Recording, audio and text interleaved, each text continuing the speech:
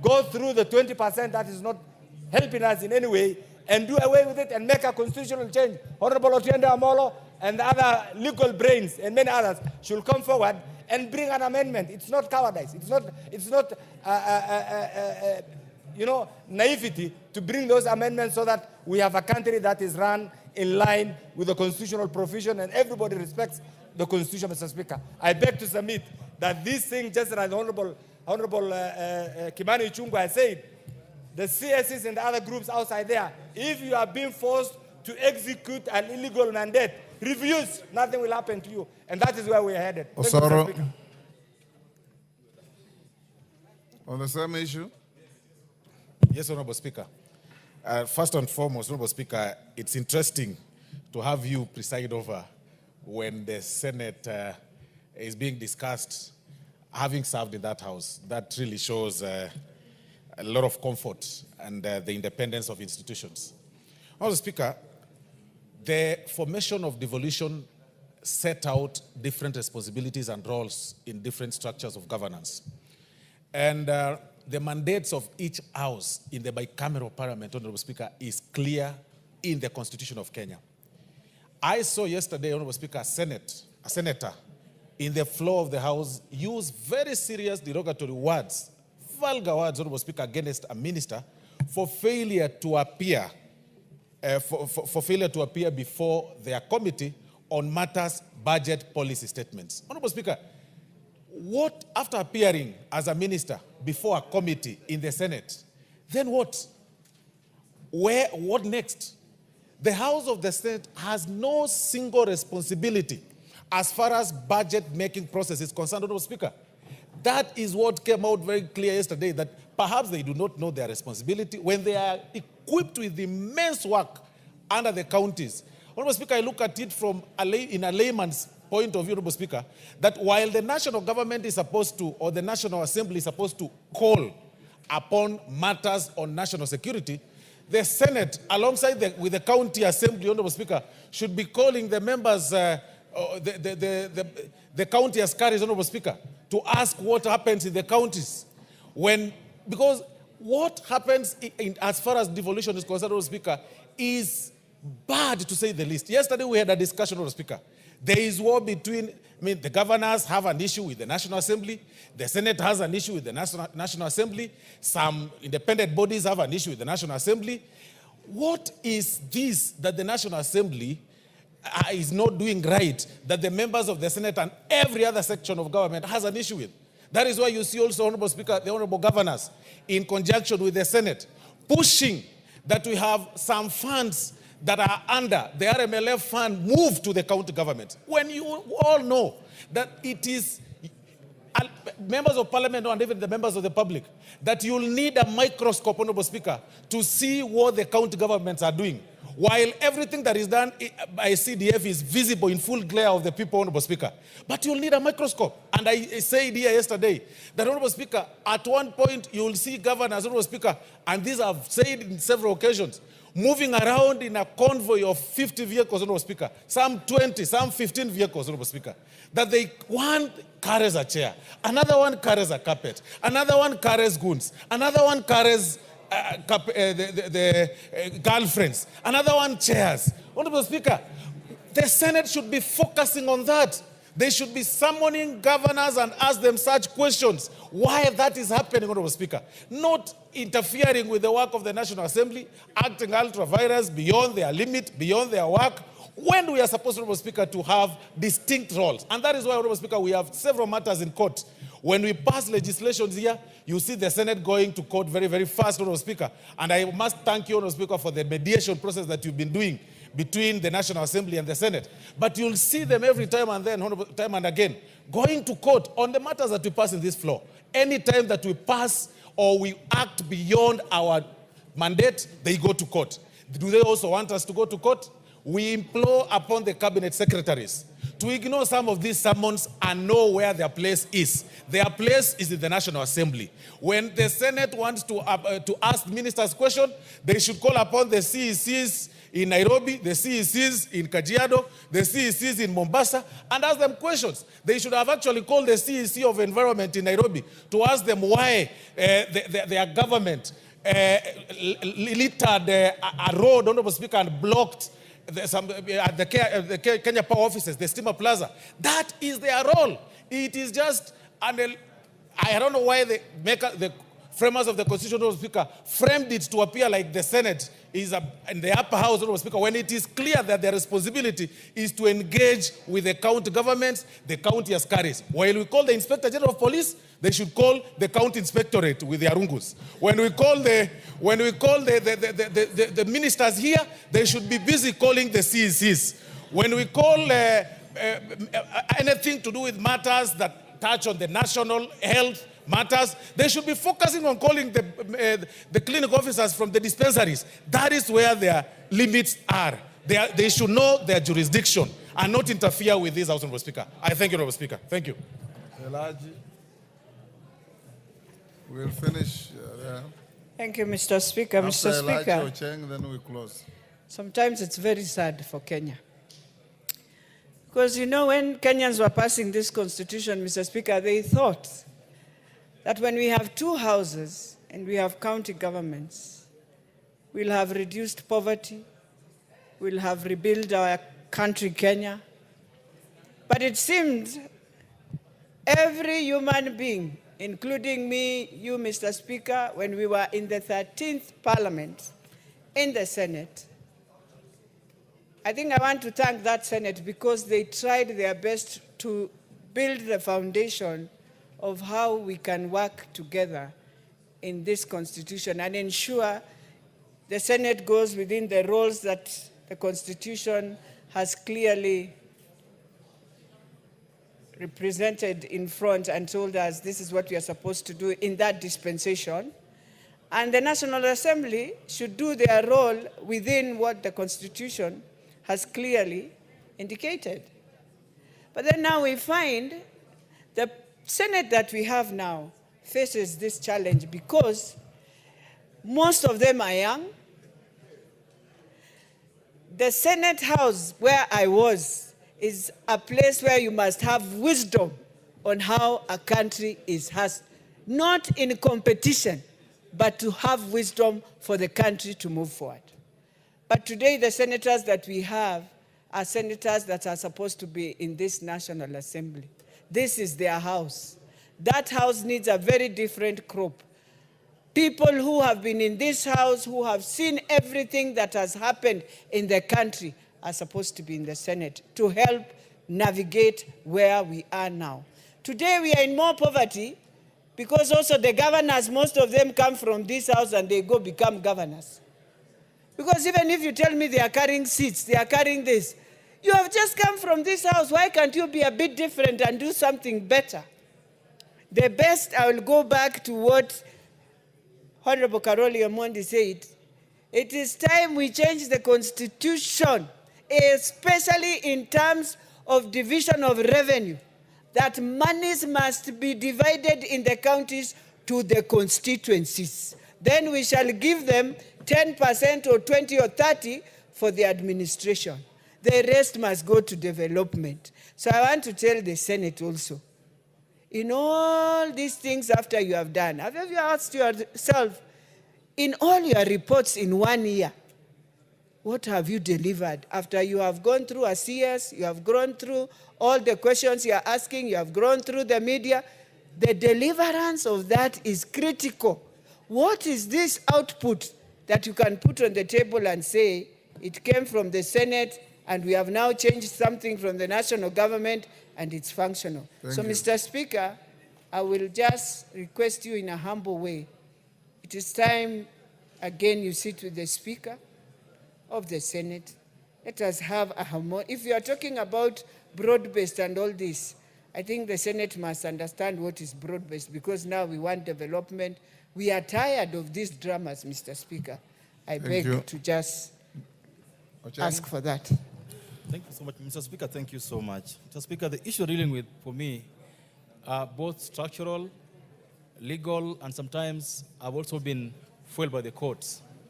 I've said here, and I want to repeat, Mr. Speaker, that in the US, for over 20 years now, there's no single time when the courts have agreed to preside over any matter taken either by the House of Reps against the Senate or vice versa. More than 20 years. Every time the courts have been asked to preside over any matter between these two, the courts have said, no, these are your matters, deal with them. So, Speaker, in 2013, when the first Senate was inaugurated, so many people ran for senator, only to come to Senate and realize that this is not what they wanted to do. And that's why you saw most of them now running to run for governor.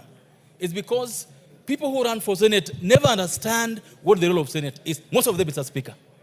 Most of them don't. And that's why they come in and within 2-3 years, they either want to do National Assembly work or they want to be governors. So I think, Mr. Speaker, we need to also do civic education so that those who run for Senate know what they're going into. They should not come to Senate, then realize that, oh, it's only about counties, not about the whole country and all these things. I think we have an issue there that causes problems whenever senators come in and they realize that their job is limited to this particular issue. Mr. Speaker, personally, I've been very impressed by the way you've handled the issue of Senate since you became Speaker.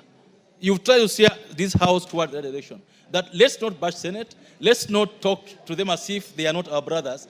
But at some point in terms of Speaker, you will have to put your foot down and say that this is where we draw the line. We will not allow Senate to keep on belittling this House every time in their chambers, Mr. Speaker. It's nauseating. We can't have every single week Senate bashing this Assembly as if there's something we've done to them. Nothing. Mr. Speaker, I want to request you to sit down with your colleague on the other side and let's have some decorum. Let's have a way of dealing, because we are all adults. We all work within the law. It can't go on ad infinitum. That personally, Mr. Speaker, you've appointed me now twice to a committee called Mediation Committee. And whenever we go there, Mr. Speaker, we deal with very mundane issues. Issues of ego. Issues of who is big and who is small. Not law, Mr. Speaker. And unless this is sorted out through maybe amendment of Constitution, Mr. Speaker, it will rely upon you as our Speaker to guide us. But I want to implore upon the senators that know your limits, know what the role says about you as Senate, so that we don't get in confusion every now and then, Mr. Speaker. I beg. I'll give you direction in due course on this issue, either next week or week after.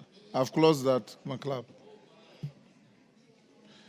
Honorable members, I want to acknowledge in the Speaker's gallery Michinda Boys Secondary School from Molo, Nakuru. In the public gallery, Voice of Kibra students from Kibra, Nairobi. Mailwa Comprehensive School from Kajiado Central, Kajiado. And Mitoone Day Secondary School from Buri, East Meru. On my behalf and on behalf of the House, we welcome all the students and their teachers to the House of Parliament. Next order. Order number 8, the Gold Processing Bill, National Assembly Bill number 46 of 2023, second reading, question to be put. Members on their feet, take your seats. The unlawful Kamukunji there, disband and take your seats.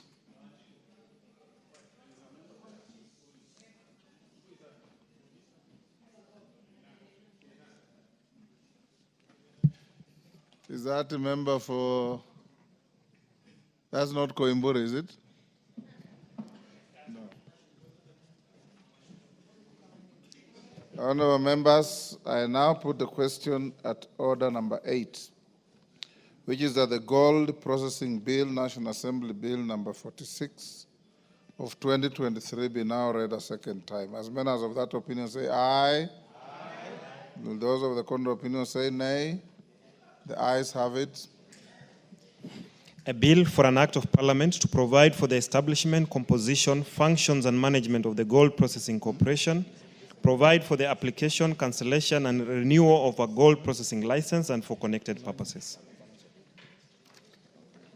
Order number 9, the National Police Service Commission Amendment Bill, National Assembly Bill number 23 of 2024, second reading, resumption of debate.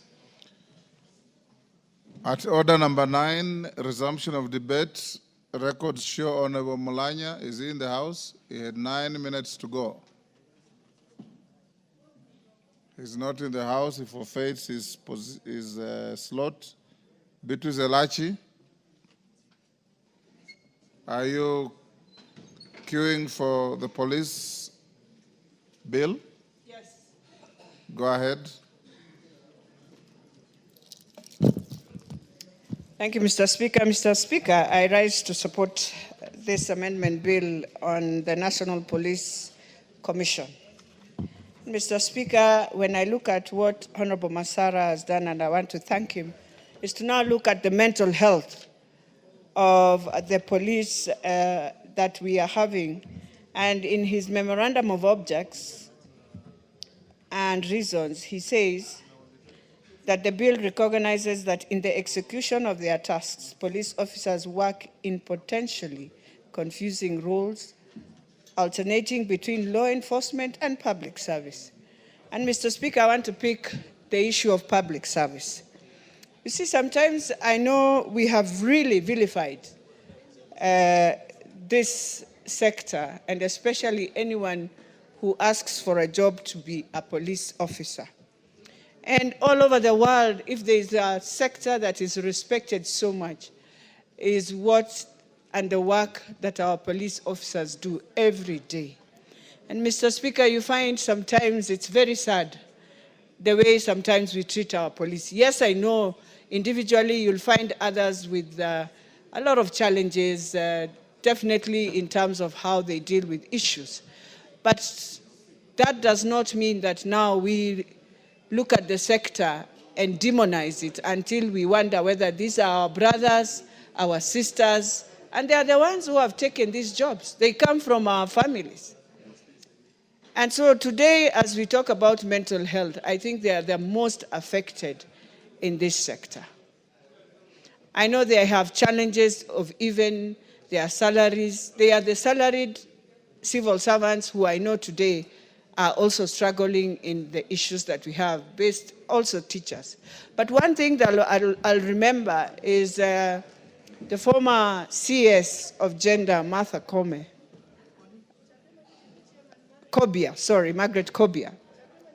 Margaret Kobia had started a very good program post-COVID to ensure all civil servants will have a place where they can go when they are stressed in a wellness unit. And she started this unit.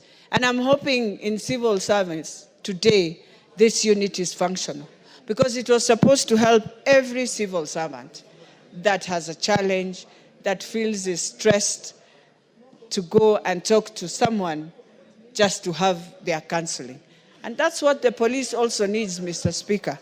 And also, Mr. Speaker, today I know there are many other challenges. You see, when you say you have a force that takes care of us, and you find even getting uniforms is a challenge, just getting their boots is a challenge, just ensuring that today I wonder whether they have an insurance cover for themselves and families. You wonder whether the work they do, we appreciate. It's a very, very sad scenario when you look at this sector. And so as he does this amendment, Mr. Speaker, one of the things that we need to really push, even as the National Assembly, is to ensure the environment each police officer is working in is an environment that can be better. I want to thank the Deputy DIG when he was acting, Mr. Speaker. Masengeli was able to try even just to build the promotions. And you would see all of them now getting excited and saying they would wish to work, because he came in and started. And Kanja has also picked it. They are really trying to see how do we promote officers who came in 10 years, 15 years, and they've never seen a promotion. I would encourage them to continue doing that. But the other thing we need to help in assisting also, even as we talk about this, is their welfare. Today, I'll give you an example, Mr. Speaker. The officers, and I'm just saying as an example, the officers who man State House Gate, for example, remember they are GSUs. And I know they have challenges. And I want to plead even with the controller, that State House controller, to just look at it, look at their children, look at the challenges they are facing in terms of, we have many young children and many young students who live inside State House. But I know they don't know this other side because their fathers are the officers of government. But they can also receive bursaries wherever they are. They are in my constituency, and I feel they deserve to get bursaries. They deserve to get that presidential bursary. And they deserve also, when they go out, to be paid their night outs and on time. I know, I'm not just talking about them now, I'm talking of all that sector. Most of them find it very difficult to get even their night outs in time. And so if we want to see even this civil service coming back and working hard to see a better Kenya, then we must also always have a good way of doing the incentives. So those are some of the things that bring in also these stresses. Honorable Masara is also talking about how the Oversight Authority of the National Commission on Human Rights, the Director of Public Prosecution, or the Ethics and Anti-Corruption Commission, as a case may be, where necessary. The same way, for me, if I'm asked today, the same way the military has its martial courts, why can't we have a martial courts for some of these officers? Mr. Speaker, you realize sometimes in the environment they are working, and you are caught up on exchange of fire, and you are dealing with also people, let us agree, that who are on very high crime also. And so it is important to deal with them, knowing they have been going through a very stressful way of doing these things. And when they find themselves maybe in a situation like that and they are called by IPOA or whatever, let them be given an environment to explain themselves. I would tell you, Mr. Speaker, you find some of the officers were there protecting lives, but today they have lost their jobs because they protected lives somewhere. And because they don't have that opportunity to come back and get an appeal, to just explain themselves. Even if he's going home, let him go home with dignity, having explained and had himself, as Article 50 of the Constitution says. You find, Mr. Speaker, there are some who are very stressed, especially, you remember when you come out of the force from the training, the first places you are taken is in the volatile areas. So you're taken to, let's say, on the borders of Mandera, on the borders of Tana River, where there's very, very high terrorism and all that. And some years ago, you remember, Mr. Speaker, we lost very young officers who had just come from the training and had just entered into Tana River, and all of them were killed by terrorists there. And today we have others who have stayed in those areas even more than 7 to 8 years, Mr. Speaker. They are just begging. We have done our part. We've been here ever since I came out of training. I am here. That person is stressed, needs a place where psychologically can just be supported. And then I am pleading also with the force and the commission. Why we brought in a commission, we thought it will take better care to this force than the days it was without a commission. But then now, when you look at it, Mr. Speaker, I think they're even wondering why they really had the commission now. Because most of their issues are the issues that they are going through, a lot of things. In that balancing and all these things of you balance the promotions, balance the appointments, knowing very well this was a force that one was always on the GSU side and the other one was the police itself. Now we've merged them together, Mr. Speaker. But yeah, there's still competition, intra-competition inside there. And many others, are the lower ones are really suffering on that. So as we look at it, and it is something that Masara is also talking about, that let us try and see if we can promote the values of principle referred to in Article 10 and 232. Mr. Speaker, even today, if we had better forces, today we would be having better values in our constitution. With those few remarks, I beg to support Mr. Speaker. The Honorable James Nyikal. Thank you, Mr. Speaker, for giving me this opportunity. I rise to support this bill, Mr. Speaker. The bill on the National Police Service Commission Amendment Bill of 2024, whose objective, Mr. Speaker, is to provide for mental wellness and mental well-being of police officers.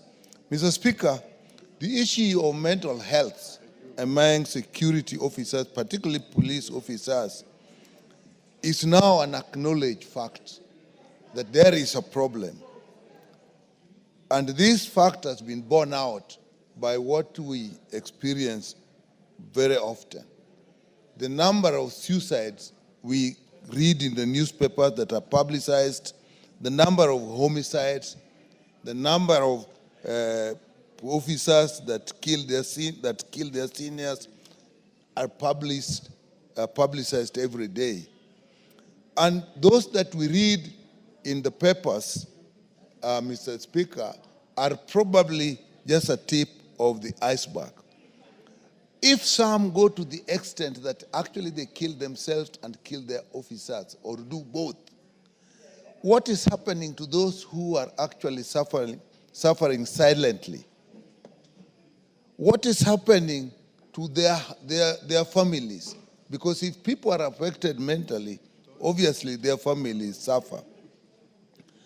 And therefore, Mr. Speaker, this is a matter that needs to be addressed, and therefore this bill comes at the right moment.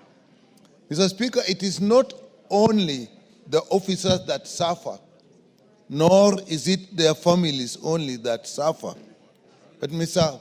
Speaker, the public that they interact with. Mr. Speaker, the handling of people who come into contact with the police is important. Although it is not documented of what happens quietly, but we know sometimes the brutality that the police officers met out. And we may start to think that probably that is how police officers are. But Mr. Speaker, this may be just an expression of mental illness that is not looked at. Because sometimes it looks pathological what they do, and we blame them. But we do not realize that these people may actually be in need of help. It's therefore possible that a number of officers are operating well, actually are unwell and in need of mental treatment. Mr. Speaker, we ask ourselves, why is it so that we have officers that we have come to suspect are not well? We just think of some conditions, but they have not really actually been documented. That has not been taken. The magnitude of the problem not been brought out. Mr. Speaker, this bill, if implemented as proposed, may actually address these issues. What is probably obvious, what may be obvious to us, do we do character suitability before we get the police officers into recruitment and into training? And what is the curriculum of their training to protect them from the nature of work that they do? If you look at their working conditions, Mr. Speaker, they work long hours. They work in different conditions. Mr. Speaker, they are actually faced with horrendous circumstances. What they go through, they are often in a life and a death situation. People cannot remain mentally well if every time they are out in operations, their life is in danger. Mr. Speaker, the high tension that they face all the times, the physical trauma that they are actually faced with. Mr. Speaker, we know instances where whole troops of police officers have actually been eliminated. What happens to those who survive? Do they remain well? Mr. Speaker, even what they witness when we call them to crime scenes, they find mutilated bodies. Mr. Speaker, do they remain well? Do they get counseling? Do we do psychoanalysis of what the effect of this are? So this psychological trauma they suffer through is something we need to really look into. The result, Mr. Speaker, is I believe that a lot of our officers are actually working when they actually have severe depression that expresses itself in what we see like homicide or suicide. Now, post-traumatic stress disorder, Mr. Speaker, anybody who is exposed to extreme horrendous conditions, they suffer and they need to be looked after, they need care. Are these available to our officers as it is now? So, Mr. Speaker, I won't be surprised if amongst police officers, you probably have higher incidence of even physical illnesses like high blood pressure. They can develop personality disorders like emotional numbness, psychopathic tendencies, and we'll just blame them without actually realizing that they need care. On top of that, the pay that they get, there's always been an issue of the pay that the police officers get, the houses that they live in. And Mr. Speaker, I'm quite sure that there are no systems that are in place to actually look after them in these concepts. So, Mr. Speaker, I support this bill. The creation, the establishment of psychosocial units and formulation of programs to promote the mental health and well-being of police officers as proposed in Clause 3 is something that actually we must support. To provide them with mental health and wellness resources. I mean, they get well. And you know, mental illness is probably one of the most difficult health conditions to address and most expensive and tends to be chronic once it sets in. Do they have appropriate health facilities that look after that? I know there is a hospital that has been put up for the police officers, but we just see a new building. It has not been operationalized. So, Mr. Speaker, I think the need, as has been put in this bill, that every county should establish a well-equipped centers or offices or camps or in training colleges that deal with this matter is also something I will support. So in all, Mr. Speaker, I support this bill, and I think all our colleagues should support it. And it's not only support it and so that it becomes part of what is available in our legal system, but actually provide the funds that actually look after them, starting with their working conditions, their pay, the psychosocial support, the treatment that they get. It will all need funds, and actually this should provide the basis of that funding. With that, Mr. Speaker, I support. Let's have the Honorable Paul Murigi, and then if you want to speak on this. Yes, and Mr. then Speaker. Farah Mohammed to follow. Yeah. Proceed. Thank you so much, Mr. Speaker, for giving me opportunity to speak on this bill. Mr. Speaker, this is a well thought out bill, Mr. Speaker, to establish a psychosocial support center so that we can maintain the mental wellness of our officers, Mr. Speaker. Mr. Speaker, this bill is trying to curb wastage of resources or wastage of the government resources of recovering or of maybe doing the litigation which are done or the damages which are done by the officers when they are not in good mind, Mr. Speaker. If these centers will be established in every county, our officers, Mr. Speaker, will get a good place where they can go and refresh their minds, Mr. Speaker, and go back to their working station, Mr. Speaker, well fresh, Mr. Speaker. Since when the officers, Mr. Speaker, are not in the right mind, Mr. Speaker, they would do something which may tend to seem as if those officers are not in right mind, Mr. Speaker. And many people start accusing them that, Mr. Speaker, they are using excessive force, Mr. Speaker, whereas they are suffering from stress. So if these centers will be there, Mr. Speaker, will help the officers to reduce those stress, Mr. Speaker, and motivate them to do their work even more better, Mr. Speaker. These centers also, Mr. Speaker, will reduce the cases of suicidal, Mr. Speaker, cases which we have encountered from many police officers, Mr. Speaker, where they take their own lives, Mr. Speaker, where they even massacre the people they are supposed to protect, Mr. Speaker, because of the stress which they normally come across. But through these centers, Mr. Speaker, where the councillors will be provided by the government, Mr. Speaker, our police officers will work without causing unnecessary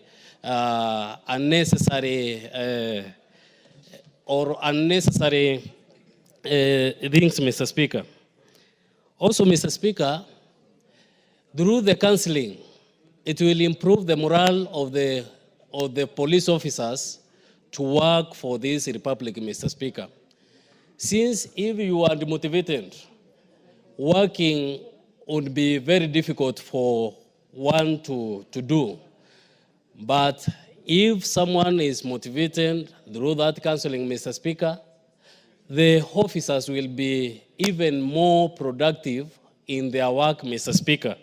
So this is one of the best bills, Mr. Speaker, which will help this country to save on most resources, Mr. Speaker, because the proposed amount to build these centers, Mr. Speaker, is only 950 million, Mr. Speaker. This 950 million, Mr. Speaker, is just a drop in our ocean, Mr. Speaker, since the government is spending a lot of money in defending those cases or the cases which have been done by the officers or the stressed officers to defend them in the court, Mr. Speaker. But if we have these centers, they will help us, Mr. Speaker, to save some resources. Mr. Speaker, also, this will put Kenya in the realm of Africa, Mr. Speaker, whereby we will be having the best practice within Africa, Mr. Speaker. Because internationally, Mr. Speaker, we have seen in Canada, in the United States, and even United Kingdom, Mr. Speaker, they have these centers, Mr. Speaker, where their officers, Mr. Speaker, are counseled. They are oriented with what is happening, Mr. Speaker. They are refreshed even after encountering those crimes, Mr. Speaker, or the terrorists, Mr. Speaker, or even the family matters, Mr. Speaker, whereby they are counseled and then they go back to their normal stations, Mr. Speaker, of working. So Kenya will be one of the best countries within this African region, Mr. Speaker. With those few remarks, Mr. Speaker, I beg to support this bill. Thank you. Very well. The Honorable Farah Mohammed. Thank you, Mr. Speaker, for giving me this opportunity. Mr. Speaker, I weigh on this I weigh in on this issue as the son of a policeman. Mr. Speaker, I grew up in police lines. My father was recruited into the Colonial Police Force in 1956, and I grew up in police lines. Mr. Speaker, I visit very often the house where we grew up. My father, my late sister, and my other two brothers. And it's the same room in Garissa administration police lines, which was occupied by one family. We were living in one room. The room was both a kitchen, a bedroom, and our sitting room, my study room, everything. And my dad used to spend most of the nights outside there, where a mat would be there. Mr. Speaker, this time, when I went to visit the same place, it is two officers who are living in the same room. It hasn't changed. 63 years after independence, or 64 years. Order, honorable member for, honorable member for Kericho. Please, is that Kericho? Narok, please. We have to just respect the House. Come back and do the correct thing. You cannot afford to prejudice the House that much. Go back and then just do the correct thing. Thank you. You may proceed, Honorable Farah. Mr. Speaker, during those days, I remember police officers used to be given ration by the government. And this is a rollover from the colonial practice. They used to be given corned beef. They used to be given fish, sardines, I remember very well, in tin fish. And they used to go and collect the ration for every family from a government distributor. And for the officers who come from those pastoral areas, they used to be given dates. And ghee, literally ghee. Oil, for that matter. Mr. Speaker, I want to say this with a very heavy heart, that our policemen were better off under the colonial administration than they are now under independent Kenya. The salaries, the remunerations, the living conditions, the risks they're supposed to undertake, the lack of insurance on their deaths when they die in the line of action,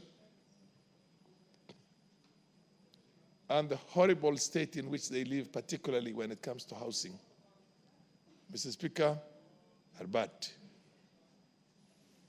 It pricks the conscience of everybody, including myself, when I see the kind of conditions the men and women who are supposed to be awake the whole night to protect us, to make sure that we're safe, are living themselves in the most unsafe conditions. Mr. Speaker,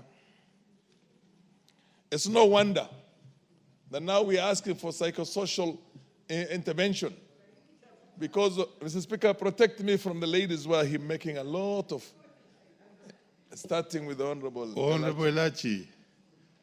Honorable Elachi, you are very manage loud your with your group. consultations. Elachi, You may you sit proceed, somewhere. Honorable Farah. And Fatuma. Anyway, Honorable Farah, I'm not on the chair, thank you. allow me to run the House. You are not on the seat. Okay. You may proceed. Honorable Speaker, Honorable Speaker, I remember those days, and I want this for the benefit of the young people who never witnessed that.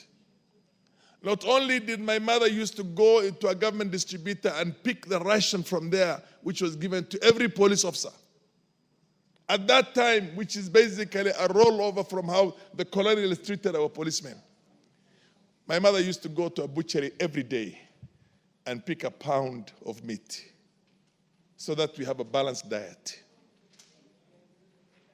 We used to be given corned beef from the Kenya Meat Commission those days. We had dates. The children of police officers and the police officers themselves used to have balanced diets. Today, we see a police officer on the beat from morning until evening. Nobody cares whether he has had a cup of tea. Nobody cares whether he has had lunch. The presumption is that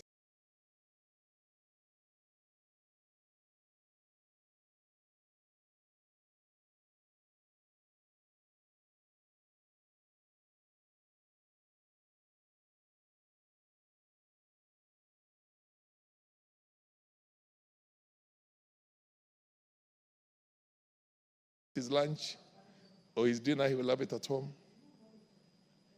To bash police officers. We bash, I still have a problem with Beatrice Elachi because she's very loud. Anyway. Honorable Farah, proceed. That's a moderated consultation. This is interesting. I expect utmost silence, yes.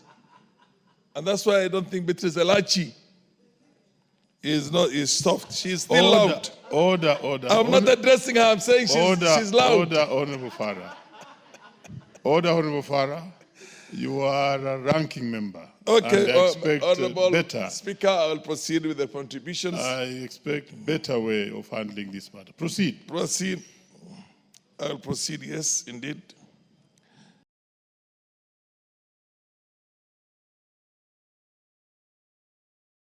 Honorable Speaker, there are 3 professions in this country where the absolute sacrifice is done by the people who man those professions. You see, Kenyans, including Parliament here, always castigating our teachers. And we know what teachers go through to get us to be what we are. You see them always complaining about our doctors and our nurses.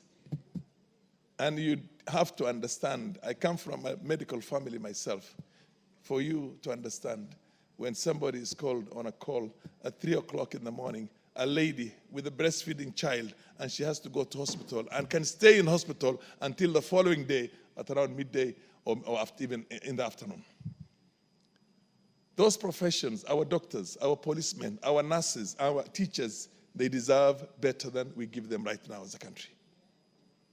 So we will try and deal with the psychosocial, and I support this bill right now here to make that amendment itself to the act, to the Parent Act, to offer that. But what psychosocial intervention will help you against hunger, the banks of hunger? An officer who has been in the beat from the whole night and has not had dinner and cannot take out money out of his pocket and eat in a restaurant because it's not good enough. He needs to feed his family in the house. They earn so little, so paltry. So it's my humble plea to this House and to this country. Let's take good care of our officers, police officers. They work in such areas like Northeastern Province where there are IEDs planted by terrorists and lose their lives in an environment some of them have never seen before. We don't compensate them that well. When they die, their children suffer because there is no provision, there's no fund to take care of the education of those children or to take care of the welfare of those families. As a parliament, I'm very happy because I've seen many members of parliament. Mr. Speaker, can I beg you to give me an additional 5 minutes if you don't mind? Okay. Now, we are members of parliament. We are giving you 1 minute. What will you do with the rest? There's not very few people. Anyway, too few of them are willing to. But anyway, let me say, we as members of parliament are so conscious of what happens to our own colleagues when they come in for one term and they lose out. And we see them out in the streets because we are pushing for them to get a certain minimum pension. That's why right now we want to contribute towards an insurance system which is going to give us at least a guarantee for our own health when we are out of parliament. That when you are out of parliament, you can still enjoy the medical cover that we have now. Think of a police officer, a young man, 30 years old, 28 years old, killed in the streets of Nairobi with a young family. His wife is 4 or 5 years younger than him. He's got 2 or 3 children himself, and here they are as orphans. Do we have a system to take care of those children? Do we have that? We don't. We don't. I think it's a pity that this bill, at the stage it is and how limited it is in terms of the provision of the psychosocial services to the officers.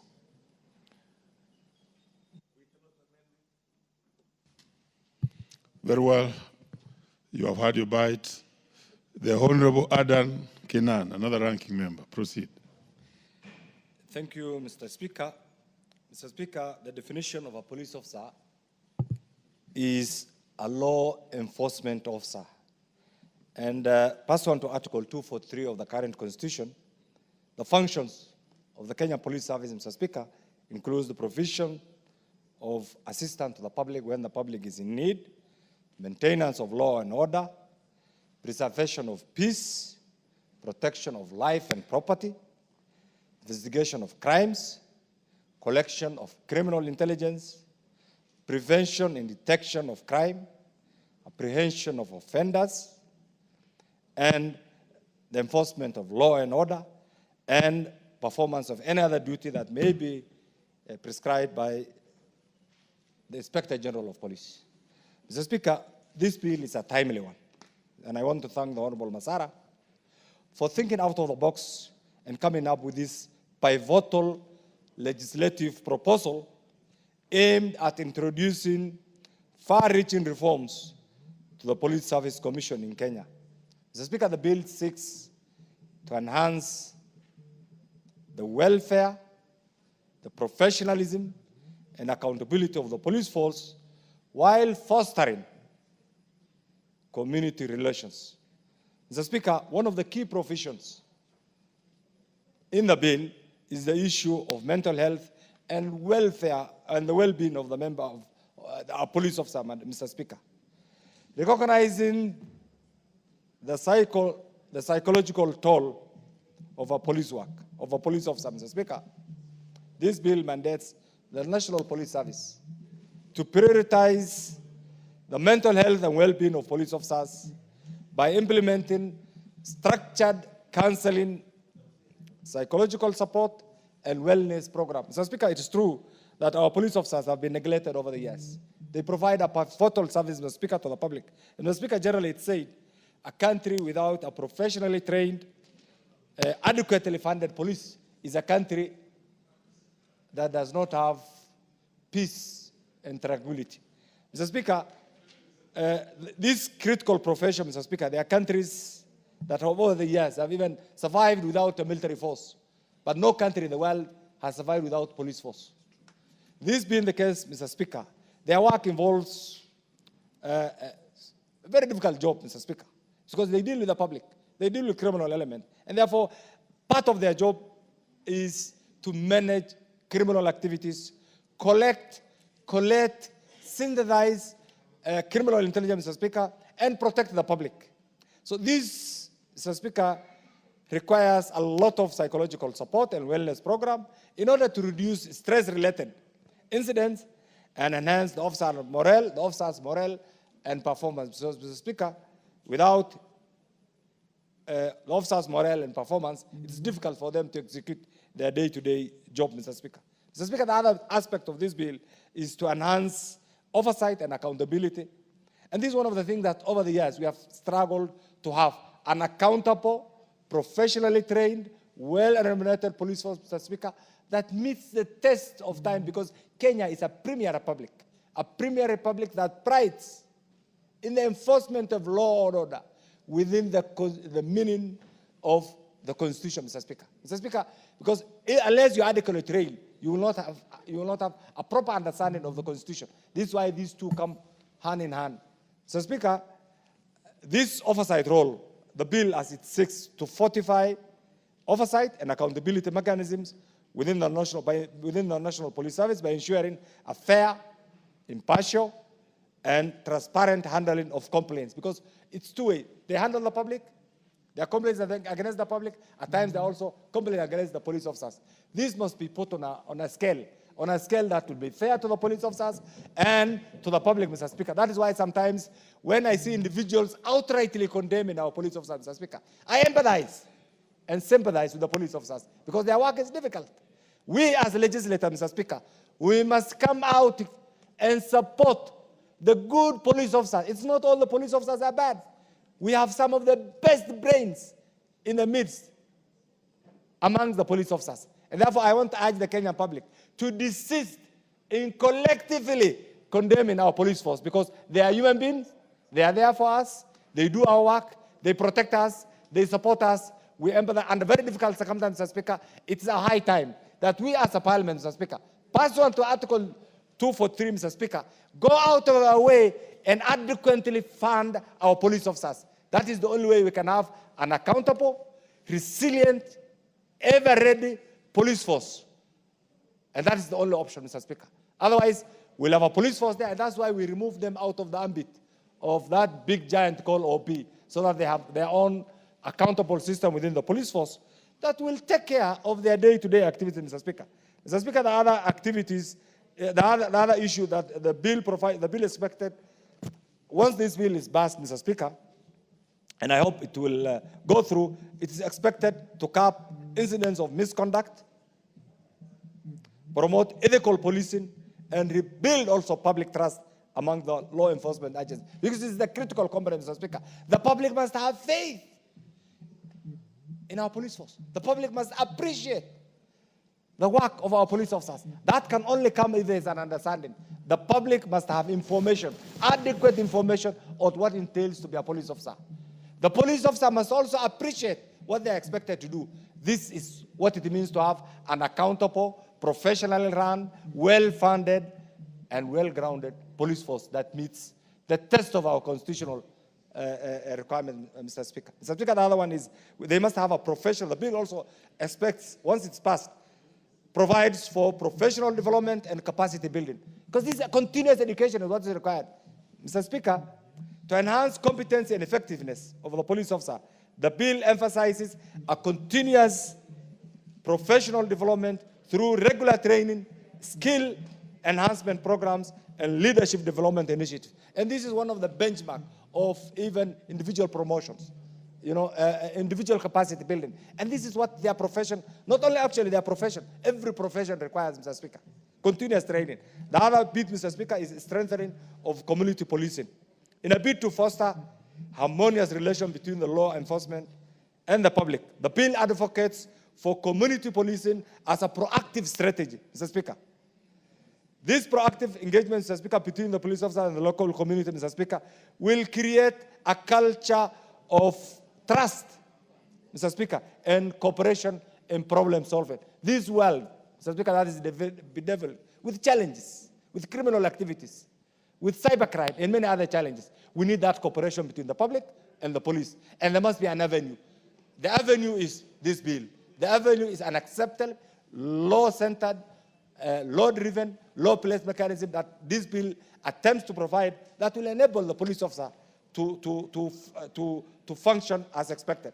Mr. Speaker, this bill also represents a significant step forward in reforming the Kenya policing framework by enhancing the police officer welfare, the police officer welfare, professionalizing law enforcement, and strengthening community partnership. This is what is called Yumbakuni Initiative. The Yumbakuni Initiative, Mr. Speaker, was an administrative mechanism.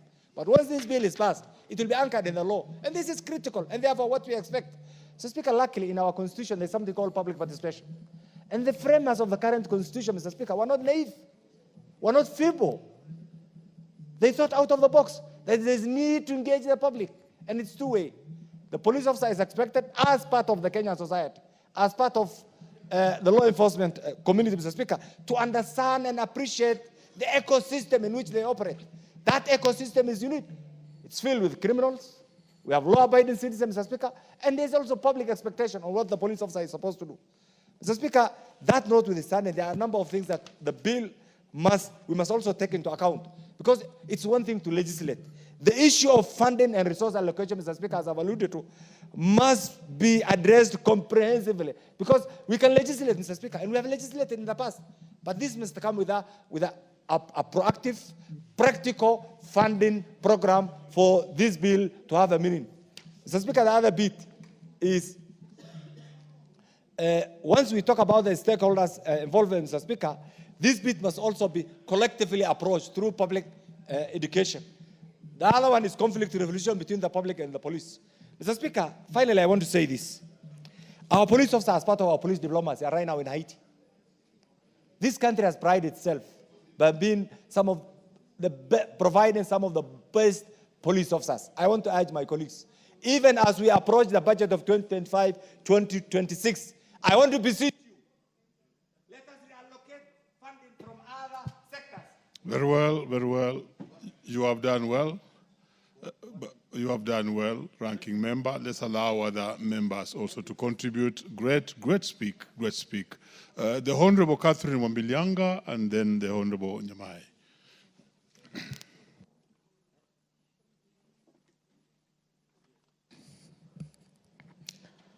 Thank you, Honorable Speaker.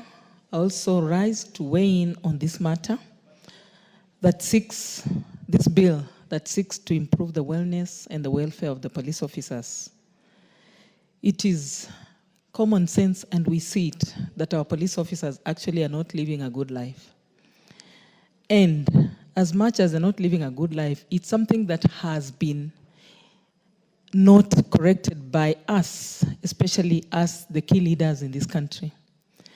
These are people who have taken good care of us. They help us whenever we have issues. We call them to order when we have matters in our villages, in our homes, and all that. But when you come to the welfare, and even whoever takes care of the wellness, it has not been taken care of. I wish to support the Honorable Masara who brought this bill, because looking at what the policemen go through, especially in terms of matters, mental illness, most of them actually find themselves in a corner, especially when faced with situations. They have nobody to go to, and it is us, the public, who should help them, and us, the legislators, who should help them. Our police officers have gone through very difficult situations. When, for example, there's an accident on the road, they're faced with a very difficult situation. They're the ones we call to remove the bodies. When there's drowning, we call them on to order to remove the bodies for us. But at the end of the day, nobody seeks to sit down and counsel them. They get back to their homes with their normal problems, which even emanate from the poor salaries that they get. So you find with such situations, a police officer goes home, is very stressed, goes to meet a family, and whenever there's anything in that family, they always result into cases of suicide. This is really something that us legislators should look at. So I want to support the fact that they establish for them a wellness center that will care for them. I remember when I was young, I had a brother who was a police officer. We could visit him, but the conditions under which they lived was terrible. The government has tried to improve on that, but not good enough. They still share beds, they still share houses, and so much has happened. But these are our own sons and children whom we have educated. We expect them also to have good life, and when they get home, they also need to have that peace that everybody else gets. But in our own opinion, when we look at officers, they are only verified. Nobody respects them because we imagine these are just officers who should take care of us. But us, the legislators, we should also look at their welfare and know how to, what we can put in place that can make them, cushion them from a number of issues. And the fact that we are also seeking to establish wellness centers in counties, I feel the government should also allocate a few resources. And to support the previous speaker who has just spoken, Honorable Kainan, we should even relegate some of the funds from other ministries and put to this police officers' welfare so that they have centers where they can go and have reprieve in such centers. I support this bill, and I hope at the end of this, the implementation will take place. Here in Parliament, we pass bills, but the implementation becomes a problem. So once we do this, we believe the government will take this in place and the bill will be implemented. Thank you, Honorable Speaker. The Honourable Member for Kitui South, Rachel Nyamai. Thank you very much, Honourable Speaker, for giving me this opportunity to support this very important bill by the Honourable Masara. Honourable Speaker, this is a very important bill, and it is trying to enhance the work that is done by the National Police Service and also the work that is done by the Inspector General in order to provide better working conditions for our police officers. Honourable Speaker, I would like to start by appreciating the contribution by the Honourable Kainan and the Honourable Farah Maalim in the way they have clarified the importance of this bill. Honourable Speaker, these police officers who are taking care of everyone, from the president to our own villages, are not just officers. These are our children, these are our grandchildren, these are our nieces and nephews, these are our husbands. These police officers, Honourable Speaker, are our boyfriends. Honourable Speaker, these police officers are girlfriends of people of this country. They have offered themselves to go to the most dangerous places, to be working at night when people are asleep, to be going to the dangerous places. For example, in my own constituency, police officers working in Ikoda, working in Mutomo, are the ones that are going to Moda, and they are the ones that are going all the way to the border, to places called Konekaliti, where they go to places where there is no chief, where there is no assistant chief, and places where people have occupied, and we expect them to give us the best. So, Honourable Speaker, with that background, I would like to say that we need to ensure that their mental health is taken care. Honourable Speaker, these police officers are the ones who collect bodies of people who have disagreed within their homesteads and fought and killed each other. The police officer will be the first to come and collect those bodies. When there is a road accident on our roads, our own police officers are the ones who will go to collect those bodies, Honourable Speaker. They may not even be getting there after service counseling to get those bad images off their minds. And they are doing it every other day. Honourable Speaker, when these police officers are exposed to all this collection of bodies all over the country, picking bodies that have decomposed, delivering them to city mortuary, I think that we need to make sure that we pass this Honourable Masara's bill to ensure that we provide the funding that is needed. We have a very good public service, police service commission, Honourable Speaker.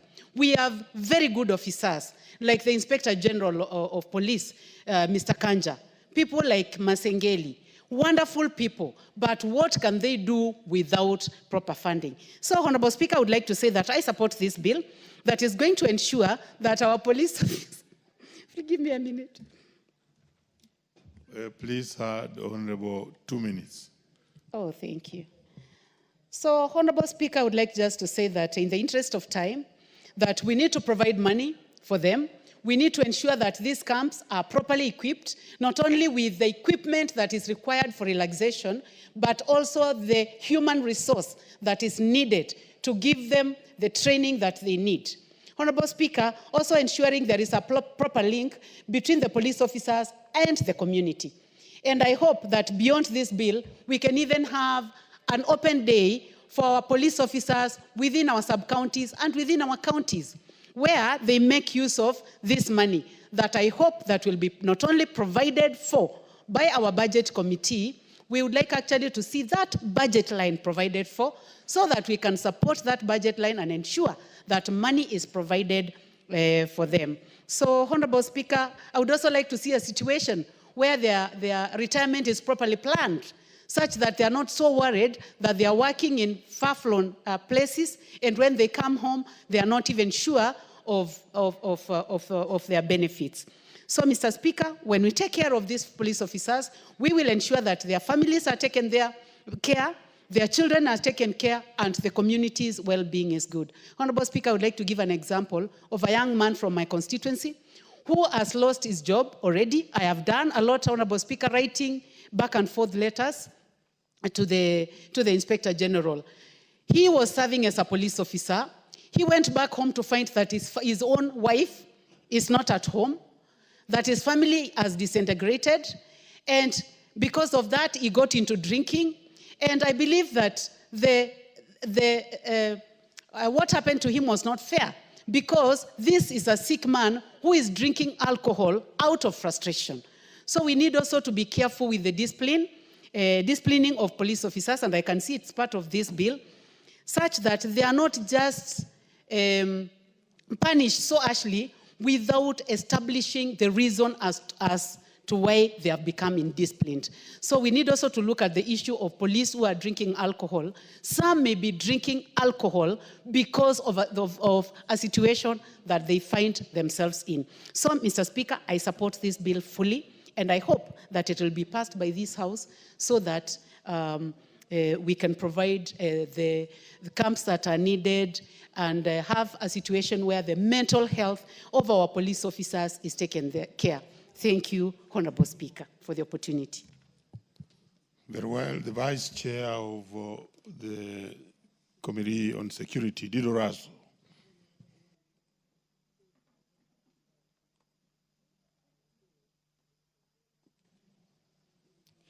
Thank you very much, Honorable Speaker. Honorable Speaker, I rise to add my voice to this very important bill by Honorable Masara. Honorable Speaker, a police officer is a first responder who is responsible for law enforcement and public safety. A police officer provides emergency services by responding to call and investigating crimes. They patrol areas to detect and prevent crime, and are expected to write an incident report at the end of the day. Honorable Speaker, as members of this House and as legislators and leaders in this country, I think if there is a profession that we have given a raw deal in this land, is for our men and women in blue. These are police officers. This amendment is progressive. It is also forward-looking.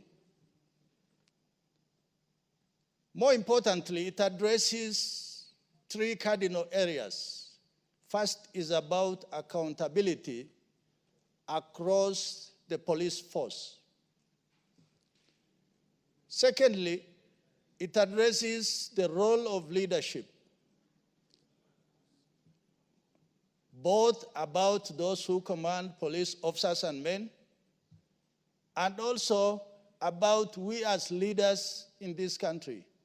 What is our responsibility to have a good police service?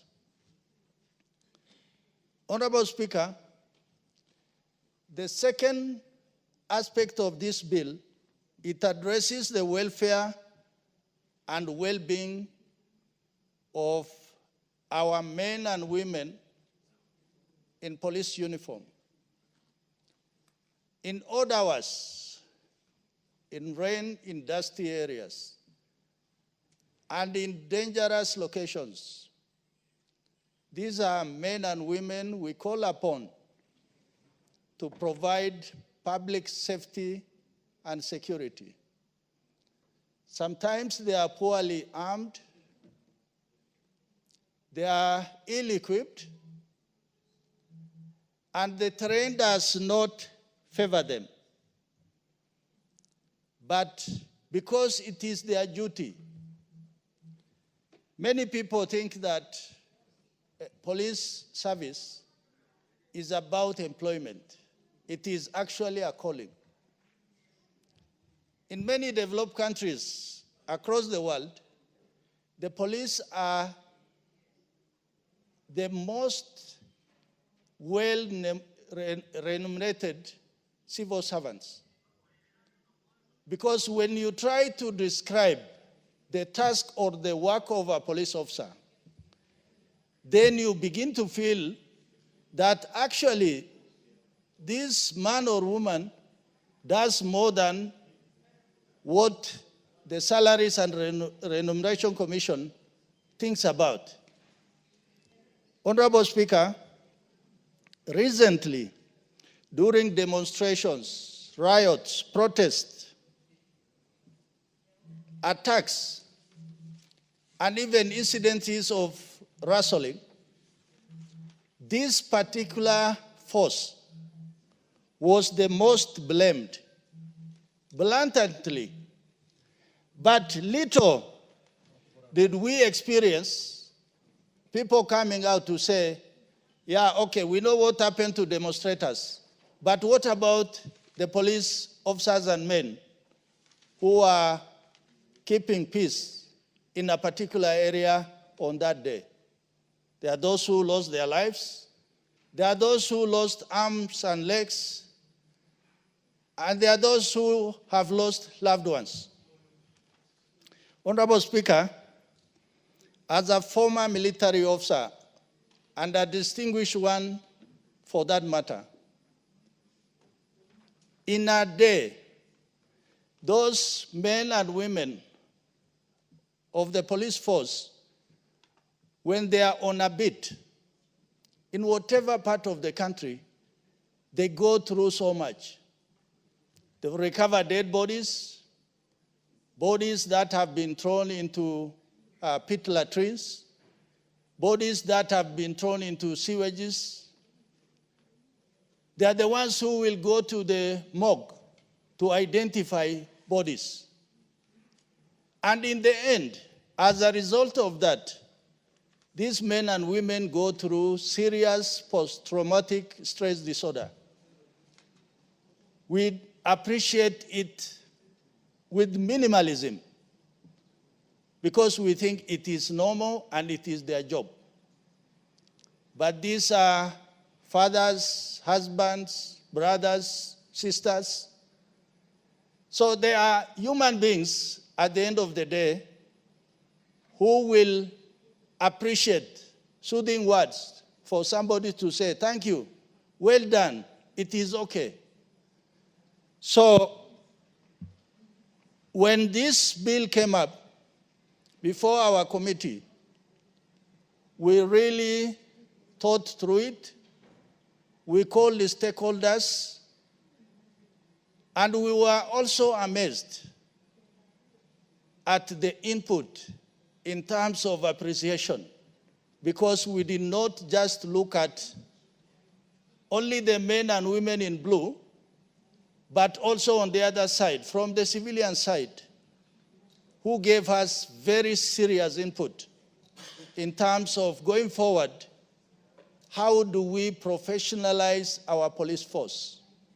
In terms of training, of commanders, of constables, so that they are able to do their job, but at the same time, they remain accountable to those people they are supposed to protect and defend and look after them. When you look at the job of a police officer, they give the ultimate sacrifice by putting their lives on the line.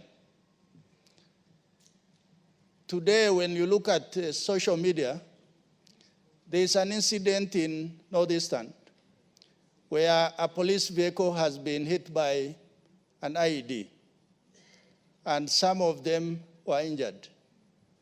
But for people who are just looking at that on the social media, they'll think that they were careless or they didn't have the right vehicles and all that.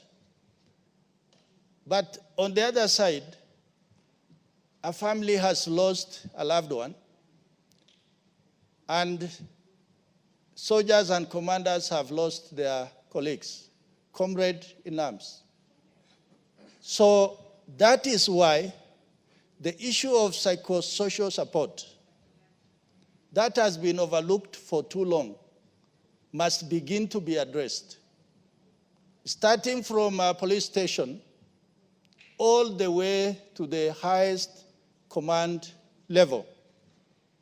Because if we don't do that, then we are going to lose very good men and women who will have substantial contribution to the life and well-being of our country.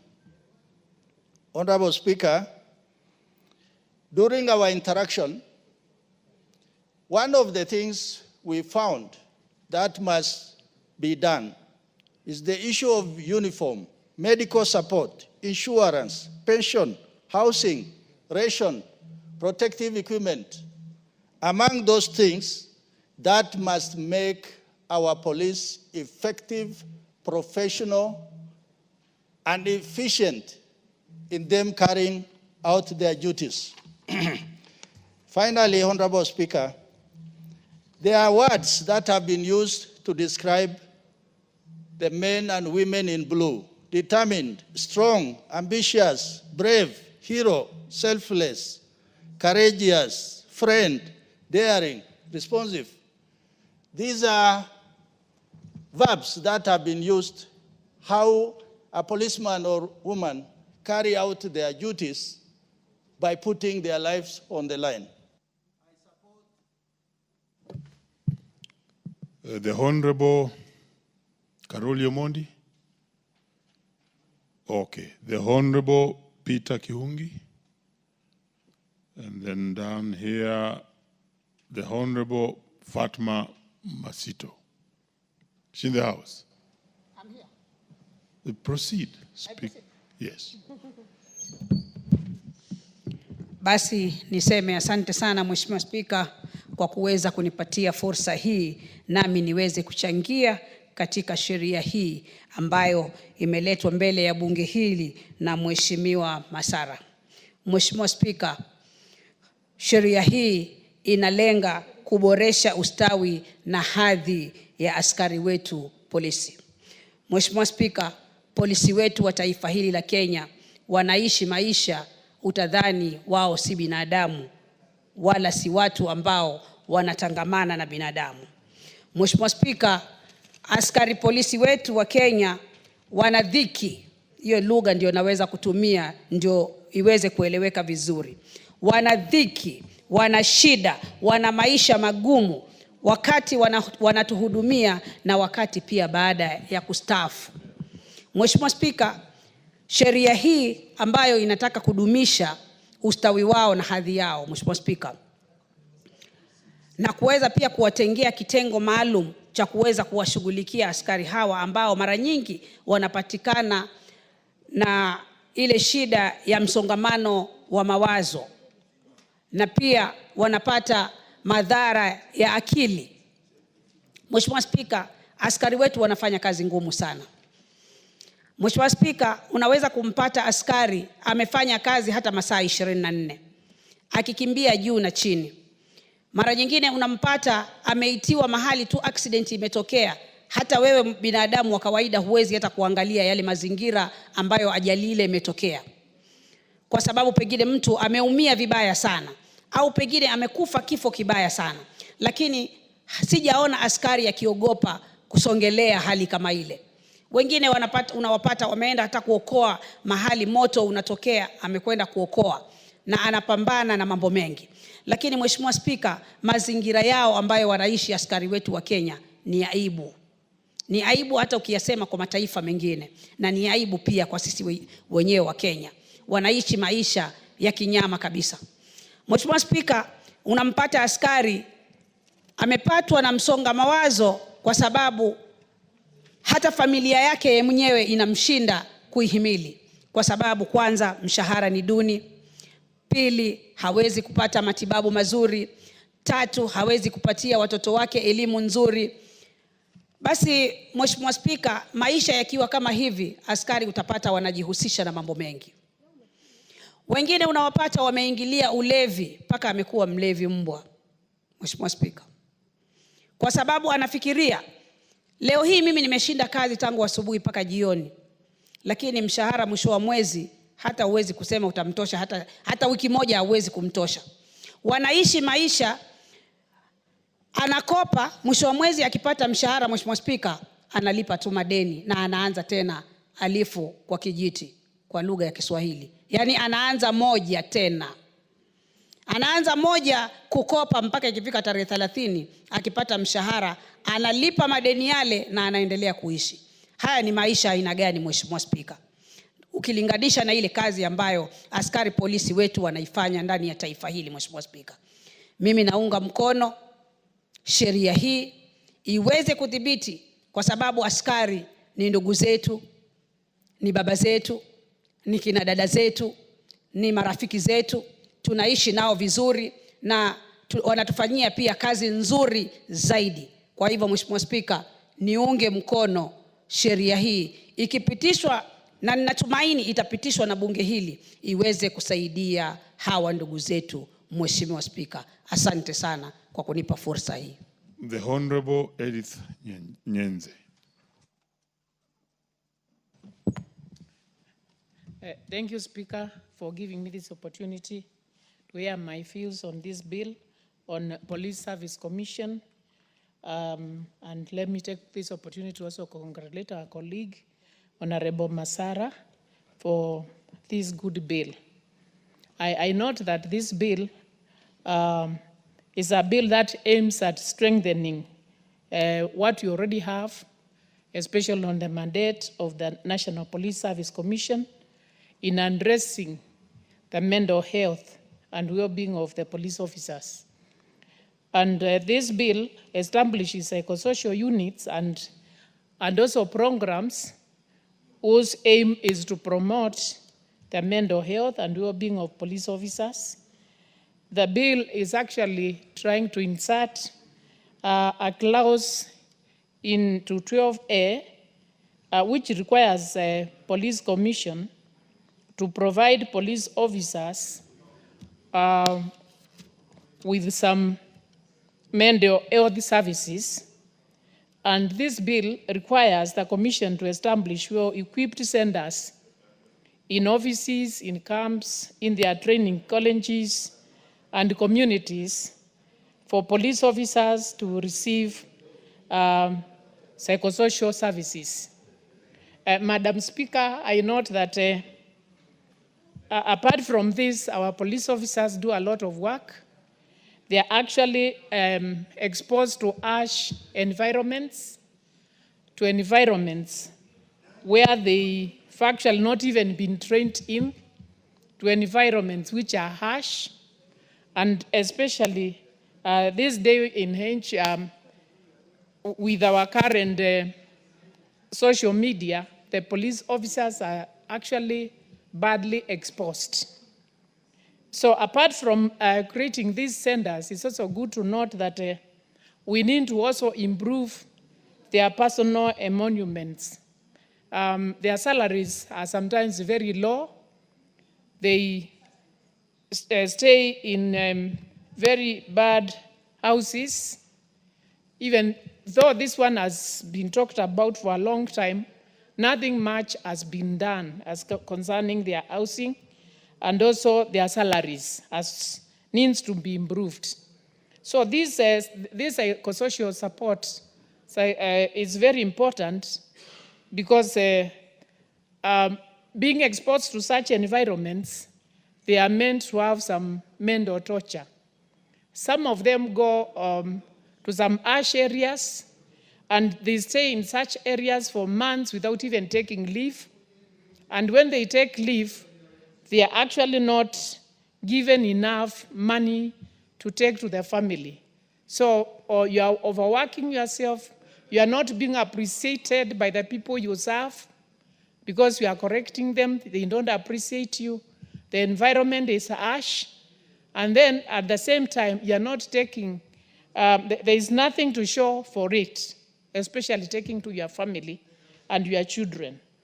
And you also find that some, after being posted in harsh areas, some police officers have stayed in very harsh areas for a very long time, and they are not given transfers.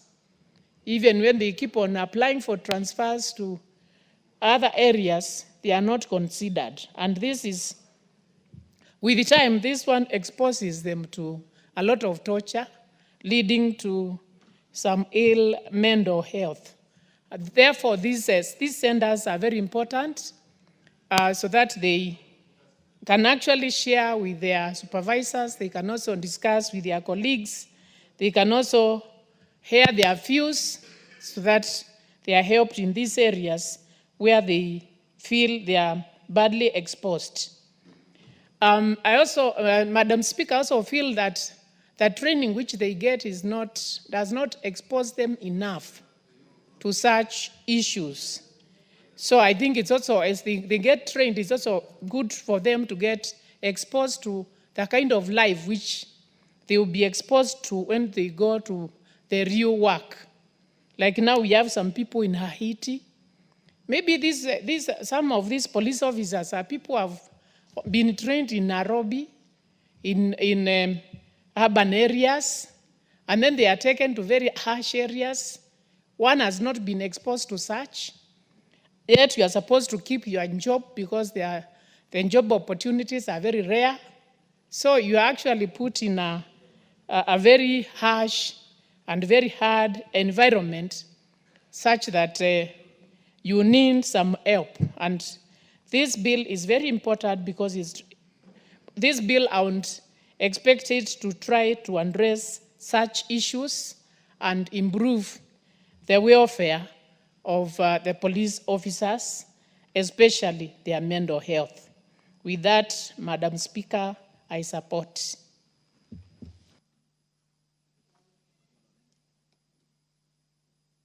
Thank you.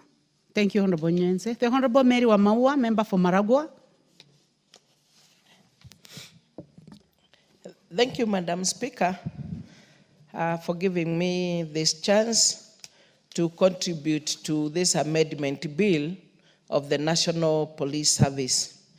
Madam Speaker, as I support and congratulate Peter Masala, I also want to say that I support all my colleagues in whatever they are saying, because it is true we need the establishment of the psychosocial support centers, especially starting with the county, so that at least we can be able to address mental health challenges within the force by promoting professionalism, stability of the mind, and also accountability. Madam Speaker, it is not only in the police force that we need these psychosocial support centers. If it were possible to the government, we would start them in all the sectors that we have our people working. Madam Speaker, you bear me witness that as we study today, there are so many issues that people are coming across, starting with the economic hardships, the social media and online pressures.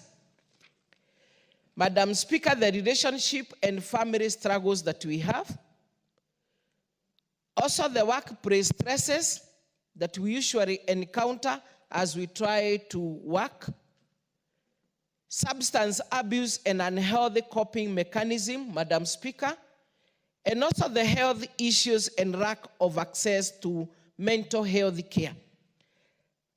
Madam Speaker, all these are issues that are making our people who are working, not only the police officers, really to need the psychosocial support centers. Because it is from these that we shall be able to speak to the mind guide and counsel, and even to get closer to many of our people who are getting affected out of all what surround some of the areas that I've talked about. Madam Speaker, you'll find that depression is not only in the police officers and other people who are working for this government, but you're also getting it in our children. Those in secondary schools, in universities, and also in the primary schools. Because when it touches on the economic hardship, and the parents have been hit by this, and their children are in the universities and they require the basic needs and they cannot be able to be provided by the parents, then you get these children undergoing such problems, equally to those who are in secondary school. Madam Speaker, long time, when we were in primary school, we did not have this like the way it has described out of the issues that there are today as compared with that time. And therefore, Madam Speaker, I can say without any fear or contradiction that this bill is very crucial to be amended so that our Kenyan police officer who are witnessing troubling increase in suicide cases amongst their ranks due to the factors that I've said can really be addressed. The proposed amendment, Madam Speaker, provides structured mental health support, potentially reducing incident of erratic behavior linked to the mental distress. Madam Speaker, this is very crucial to the people whose work is to protect us. And thus, we should start by, first of all, looking at their mental well-being first so that we can enable them to serve the country better. Madam Speaker, you can imagine a police officer who is already mentally depressed and he's being weighted to deliver work during the day, maybe less a bit, and at times, because we still have shortages of staffing, to wake up at night and still go on patrols to protect our people. Madam Speaker, this is not an area that we can forget, bearing in mind their work is to make sure that there is security while we are asleep in our businesses and in our working places. And therefore, since this is a constitutional right to each and every Kenyan, then you know we really need, as we go to other sectors,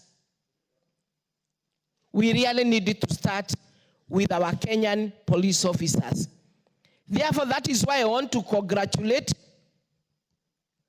Honorable Peter Masara for having thought about this, so that the moment we start with this, because I know it's going to yield good fruits, then as a government, we should think of how it can trickle to other sectors so that at least we can be able to fight the depressions and the stresses in our working areas.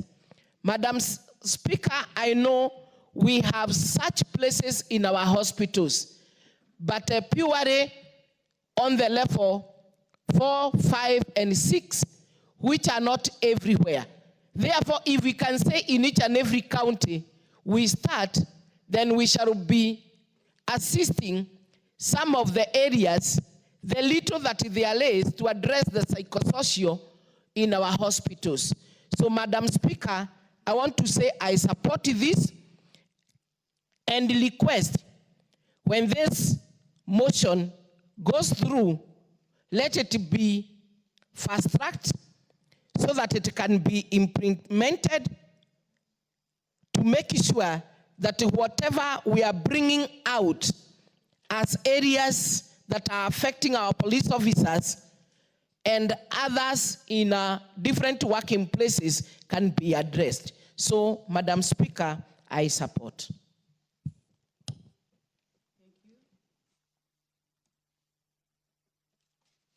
The Honorable Andrew Okwome, member for Karachonyo. Thank you, Madam Speaker, for giving me this opportunity. Now, let me first say that the work of police is extremely essential, important, and very, very necessary. And I say so believing that we are not treating our police force or policemen in a manner commensurate with what they do for us. These are people who face danger every moment they are on duty. Sometimes they work at night, and at times during the daytime. And in each occasion, there are, in some cases, people behind them looking for how they can disable them from doing their work in order that they can stop whatever illegal action these people wanted to take. Some lose their jobs during that kind of process. When it comes to the conditions of their living, Madam Speaker, some live in what it is shameful to think of as residential houses. The structure they live in is made of mabati. The floor is sometimes cemented, and at times it is bare soil that is just made at least to enable them put their beds or mats on. All these are very frustrating conditions. The people's attitude on police needs some corrective action. Some people think of police as enemies, not realizing that they are not really enemies. Those who think of them as enemies are criminals. Those who think as their enemies are maybe drivers, because they want the drivers to move their vehicles systematically and legally. Although they have something to say which is corrective on the policemen themselves, and that is the bribes that occurs occasionally with some of the policemen. Madam Speaker, I cannot emphasize much more on the problems the police face. But one thing I must say is on the positivity. The policemen are providing security for us. People just realize their importance when a problem occurs. Under such cases, everybody's looking for a policeman to come and bail him out. That's when people know the importance of policemen. I think our population also need to be educated so that they can realize the importance of the police service, because we need them. And because of the necessity of what they are doing for us, I think they need to be paid well. I know one of my colleagues said they are well paid. I very much doubt this. These people are not paid well. And that's why you see them looking for almost no mistakes by drivers and ask them for some coins in their pockets. We don't need to subject such people providing excellent service to us to a condition when they need additional money in the form of bribe. I think something needs to be done on that. I support the idea of psychosocial support centers. But then these centers should not just be for reaction. They should be also preventive. so that policemen are checked often on their mental conditions as well as physical condition to ensure that they are fit for the work and they can do the work when they are having fully mental composure that can make them do their work well and properly. So these centers need to be existing all the time for the police to visit. But then in addition to that, they should have a general medical checkup, which should include all requirements of wellness of the body, including mental capability. Madam Speaker, I feel I have said the importance of their work. I've said what action we need to take.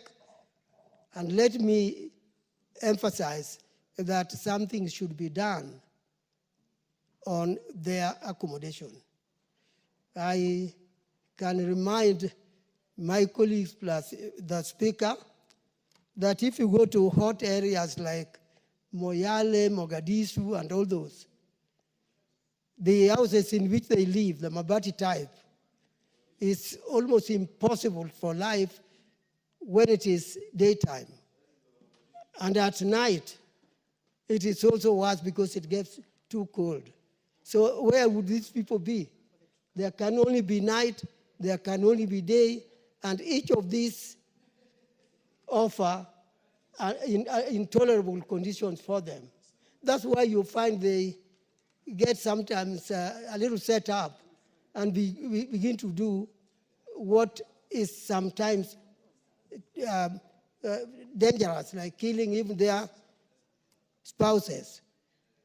We need to protect ourselves against such kind of situations by treating our police as human beings doing essential work for us. Madam, with this, I wish to say that I congratulate my colleague, Madam Masara, Mr. Masara, who brought up this bill, and I support it. Thanks, Madam. Thank you. Thank you, Member for Karachi. Thank you. The Honorable Zainab Mohammed, Member for Migori County.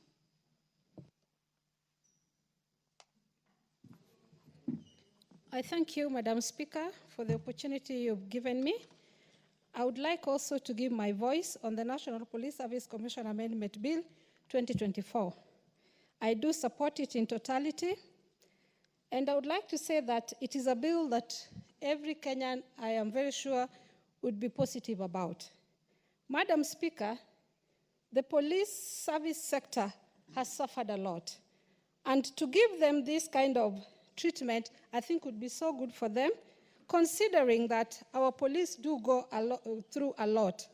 For example, there is no family connection in our police unit. You find the police is transferred every single day, and in the process, they lose connection with their family, the parental family, and even family by marriage. And so it's very important that we do take care of their well-being so that they would know how to cope with this situation. Madam Speaker, the police service do need some assistance in financial budget and management. Their salary, we agree, is not adequate enough. But again, some join the forces when they're very young, and they're not able to take care of their financial needs, and they end up in loss that they're not able to service. And so this social well-being would be important for them because in this unit, a lot of challenges will be taken care of. Madam Speaker, we do agree, all of us, that whenever our service go to give service to this country, our police, they do go through trauma, either directly or indirectly. In a situation where you lose a colleague is shot next to you, you have to carry that colleague, and by the end of the day, they have a hard heart, but by the end of the day, their heart is also soft. And so they go through stress, considering that he has lost a friend or she has lost a friend, and she thinks of the next day, maybe it will be her going. And she looks at the family of this person who has left them, and this, again, do torture them directly or indirectly. I believe that if this center is established, such problems will be taken care of, but not solved completely. Our police, because of the Kenyan people, some of us also do bring their self-esteem down. There are situations where, unfortunately, you have used substances that change the mindset. Example is alcohol or drugs. And so when the police has come to arrest you, we throw words that bring their self-esteem down. In such a scenario, a police officer might end up using a gun to finish you for bringing himself self-esteem down.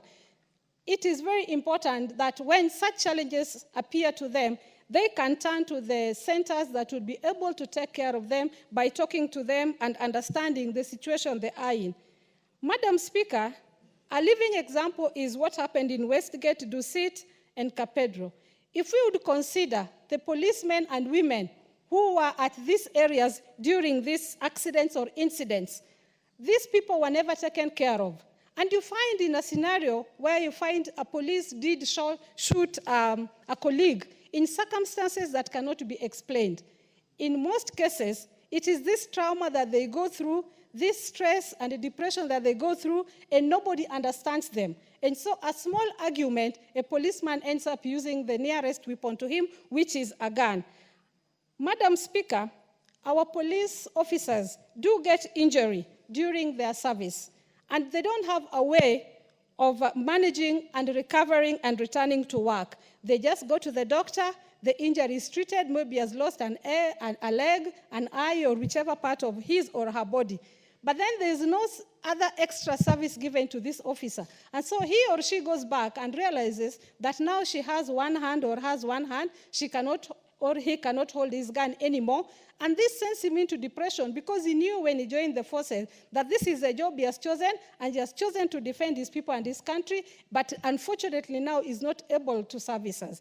These do send them into serious depression, which ends up piling and sending it down to the family, directly to the children, wife, or mother, or brother, or sister. So I believe if these centers would be available in each and every polling station, instead of putting it at the county level only, but I know finances also are very constrained, but if we could at least try and put it up to the level of a constituency, and then later move it downward, even to a sub-county level, so that these services are available. Sometimes it might be difficult for a police officer who works in Nyatike, where I come from, to go to Migori if such services are provided, to go and get that service. That alone can be stress for him or her because she's leaving her family again to go over 60 kilometers to get to such a center. So this is a very good bill. I congratulate the member who brought it up, and I believe that all members of this House will support it in totality.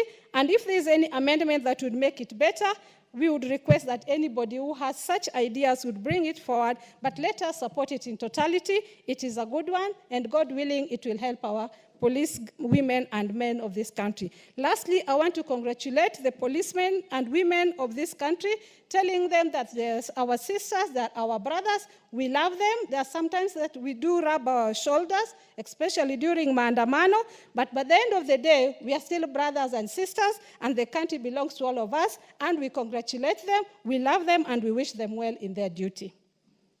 Thank you, Madam Speaker. Thank you. The Honorable Geshimo Geveji, member for Geshogo. Thank you, Honorable Speaker, for also getting this opportunity to contribute to this bill by Honorable Masala. Let me say that the police perform a very important constitutional duty to protect lives and property in this country. And therefore, a stable country is also dependent on a very strong and healthy police force. And that is why I'm in support of this bill. And having seen that this bill has gone the entire process, both through the budget committee, being a money bill, and also through the relevant committee, it shows that this bill has really gotten even support before even it came to this House. and because it is very, very important for our brothers and sisters who are serving in the police force, for purposes of managing the issues that affect them so that they can be able to withstand sometimes the hand working conditions that they normally go or work under. And of course, it goes without saying that sometimes police go through traumatizing incidents, and especially when they are in their line of duty, and especially in volatile areas or where we have conflicts. We've seen quite a number of them lose their lives. Let me not mention the places, there have been many, and especially where we have got tribal conflicts or even external aggressions from, and the recent one, which is also just about to be debated upon from Turkana. And these incidences would also call that these centers are established so that the issues that are affecting them can be managed. And some of the other areas that would require that this police be taken through psychosocial support is also sometimes they also carry so much burden of some families. You see that though some also get into these forces very young, sometimes they may be the only breadwinners in those families. They are low income, support the entire family, even to support their siblings. Of course, sometimes also working in very poor working conditions and living conditions, and stress-related matters and depressions may cause them not to perform their work very well. But of course, Honorable Speaker, looking at this bill, it is not seeking to address the root causes of the problems that would require these social support centers to be established. Of course, the Police Service Commission has a duty, and actually they have a big responsibility to come up with the welfare issues that are affecting the policemen, which are causing them all this stress and depressions that will require the kind of support that we are seeking to establish in this bill. So the Police Service Commission ought to be very innovative in the way they deal with the issues of policemen and women, and they should borrow a leaf from this House, whereby through the leadership of the Speaker, we have gone out of our way even to contribute money from our little savings or from our salaries so that we can have a post-service medical scheme. They should also, the Police Service Commission should also be innovative in a way also to have a little contribution from the people who are serving, so that once they leave the service, apart from the pension that they normally enjoy upon retirement, they can also enjoy a good medical scheme. And that will call for a very little contribution every month so that these police officers can live a good life thereafter after retirement. They should also come, the Police Service Commission should also come with a way of how families can be supported after losing their loved ones while serving on the line of duty. Like young policemen, as you also contributed, Honourable Speaker, while you're on this other side, they leave very young families with no support, devastated, and they had looked upon this police officer the entire of their life for their support for education of the children. So there should be innovative ways of making sure that these families get support even after a departure of a police officer, and especially where one lives or loses life, either in the line of duty or while still in employment. Honourable Speaker, the salaries of police officers, that's also another welfare issue.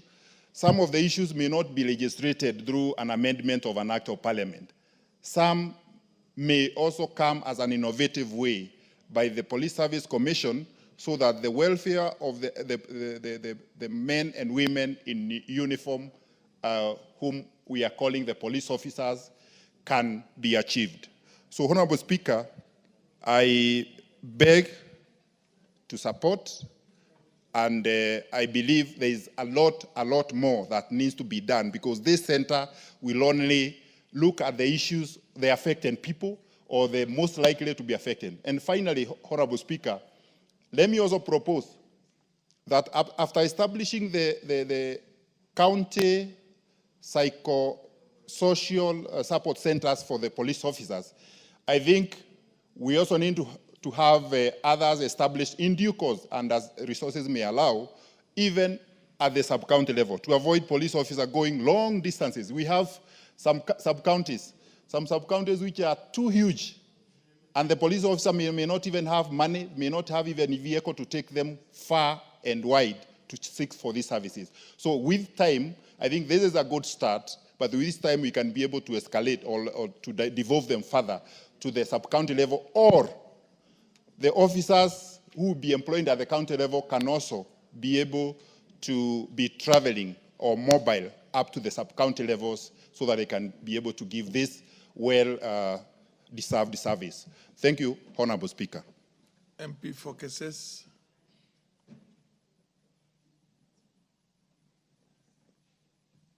Thank you so much, Mr. Speaker, for giving me an opportunity to also put in my support to this particular amendment on the National Police Service Amendment Bill, Section 12, that is seeking to address the very needy issues that affects our officers in line of duty. Mr. Speaker, I think all of us, we are not new to uncertain news that have been running on our screens each and every now and then in our social medias, where police officers are taking away their lives, or even going to an extent of taking away innocent lives of people, just as a point of expression of depression, a point of expression of dissatisfaction, a point of expression of frustration. All these issues put together, Mr. Speaker, draws us back to the knowledge that also police officers are human beings, like every other person. We all know that we gave ourselves a new constitution in the year 2010, that even up to now, we are still working on it to ensure we put implementation to the latter. And this particular amendment, Mr. Speaker, exactly is getting us back to Article 43 on the economic and social rights of Kenyans. As I have said, police officers are Kenyans like any other Kenyan. And in that particular article, it enumerates a list of rights every Kenyan is entitled. The first one is the issue of quality health care. And when you talk of health care, it's not only limited to the aspect of illness, medical attention to ailments, it also includes squarely the issue of mental illness or sickness. What we are seeing, or the frustration that are being demonstrated by officers, where a junior officer goes and opens fires to the colleagues, or even to the seniors, those who give instructions. As we all know, the operations of men in uniform is a question of orders, sanctioning of orders, instructions, and directives. It's actually like a top-down kind of operations. But sometimes some of these instructions given to some people who are already sick, and there is no person, there is no quota that is able to evaluate, is able to look at, is able to check the well-being of these particular people. Sometimes they're given a huge assignments that to them, it sounds like a punishment. And because they're already lost hope in life, what we are witnessing now, what is happening, we are losing a lot of officers.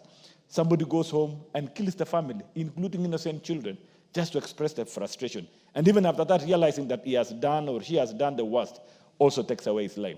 So we lose, we lose.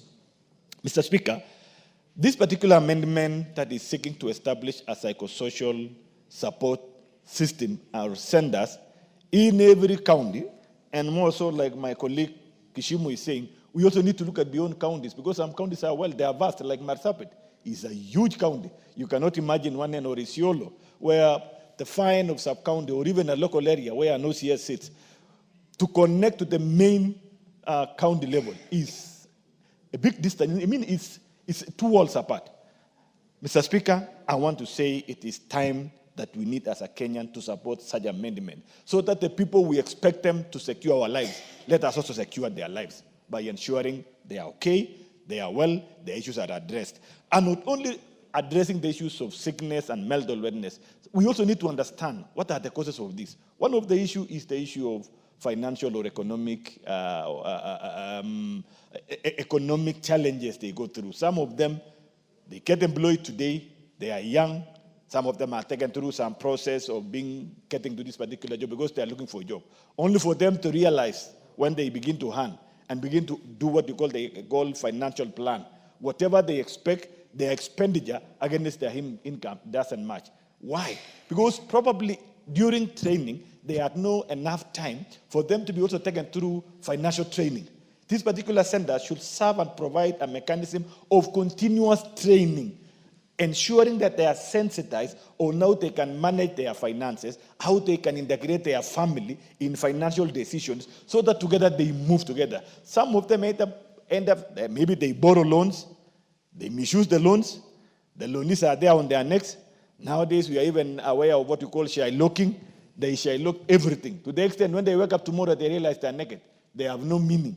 The families are here. They want to pay school fees. They want to meet medical needs of their family, and there is no money. What remains? They indulge in alcoholism.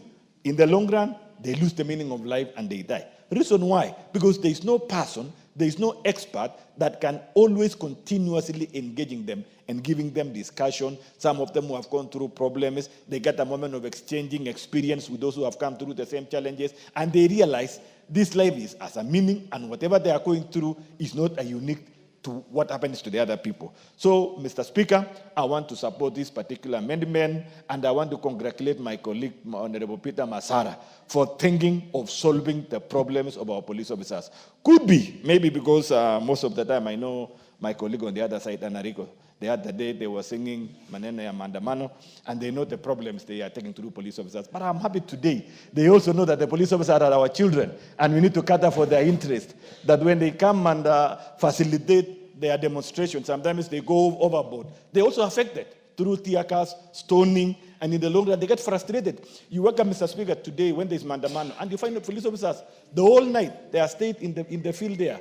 They don't get food, they don't get enough sleep. Tell me, and they're human beings. So this particular support, I want to stand to say I support, and not only support, we also now need to look at beyond it and resource it well. This particular house need to look at that particular department, and we want to cost it well and give sufficient resources, because it will be meaningless to establish a center without resources, without enough money, without enough personnel, without enough experts. It will be meaningless. So let us create it here and ensure, as we are discussing even budget policy statement and future budgets, let's give it the attention it deserves. Thank you so much, and I want to support this particular amendment. Honorable Kosgei, nominated. Thank you, Mr. Speaker. Beg your pardon. I wish on the onset to support this amendment bill by my friend Masara, touching on very important members of our society that we cannot overemphasize the importance of the role the police officers play. Mr. Speaker, when we talk about psychosocial support, we are talking about their emotional well-being. We are talking about their social life. We are talking about their mental state and well-being. We are also referring to their spiritual needs because they are human beings. We would have to build a resilience in them and hope and a sense of national pride. Mr. Speaker, it cannot be overemphasized, and I think this House should treat it as one of the very important aspects of our society, because it touches on our security, both personal and as internal security within the country. what these officers faces in the field, managing through their roles. For example, there are 4 basic roles all over the world. It is the same: to enforce the law, to prevent or deter crime, provide emergency response, and provide support system services required by the society. In their line of duty, they face circumstances that affect them as people. So I wish to appeal to us as a society, because my colleagues have contributed and prosecuted in details some of the areas that needs to be addressed when we talk about county centers. I want to talk about our attitude towards police officers as citizens of this country. We need to look at them and appreciate that they are doing what we would have done individually, and that is to provide security for ourselves, our children, our properties, and our country. What we need to do, because I hear a lot, Mr. Speaker, when some groups call some social movements, we are addressing the police as if they are the enemies of progress, and they address the police as the impediment of freedom. I wish to use this opportunity that as we think about supporting them, we must change our attitude towards police. After independence, we used to think of police being the force of colonial masters. And when we see them, we saw them at that time, during our time, when we were young, we saw police as enemies because they represented a regime that oppressed us. But we are an independent country. We must be proud of our country. What we see in the global north, the way they respect their police in their time and when in time of duty, as they fulfill their roles, they are respected as they implement the law. So let us keep also to the line of taking the pride of being proud of our own country and respect the law. With that, Mr. Speaker, I support this motion. Thank you. The MP for Keio South, Gideon Kimayo.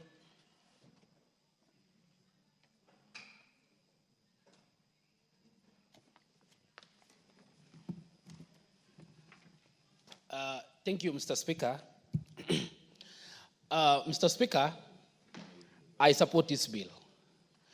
And I appreciate the Member of Parliament from Suna West, Honorable Masara, for thinking about our police officers.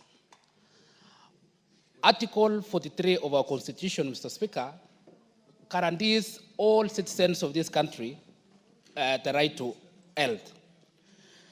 Mr. Speaker,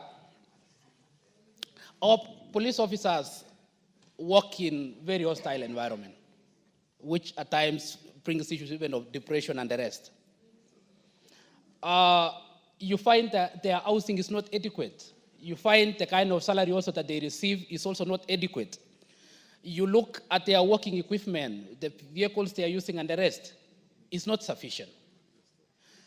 Beyond this also, you see, they are posted to environment which, it's a disciplined force. They don't have an option, but they are there to serve the country. So the introduction of this bill is in a small way appreciating our men and women in the police service. And this bill, which seeks to amend Article Section 10 and 12 of the Police Service Police Commission Act, I support. If you look at other jurisdictions, for example, South Africa, for example, Canada, they have introduced the same that we are doing here. And the Honorable Dr. Kimayo. Yes, Mr. Speaker. I had to interrupt you. Sorry. But we have reached 6 o'clock, actually 6 and 1 minute. When this debate resumes again, you'll have 8 minutes more.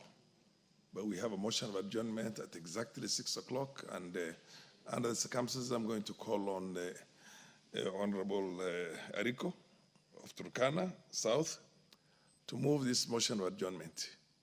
The motion of adjournment, essentially, I'm sure you understand the rules. You will all contribute. There's no seconder. There's no question to be put at the end of it. It's for 1 hour and 2 minutes or 3 minutes. Proceed, the Honorable MP for Turkana South, Ariko.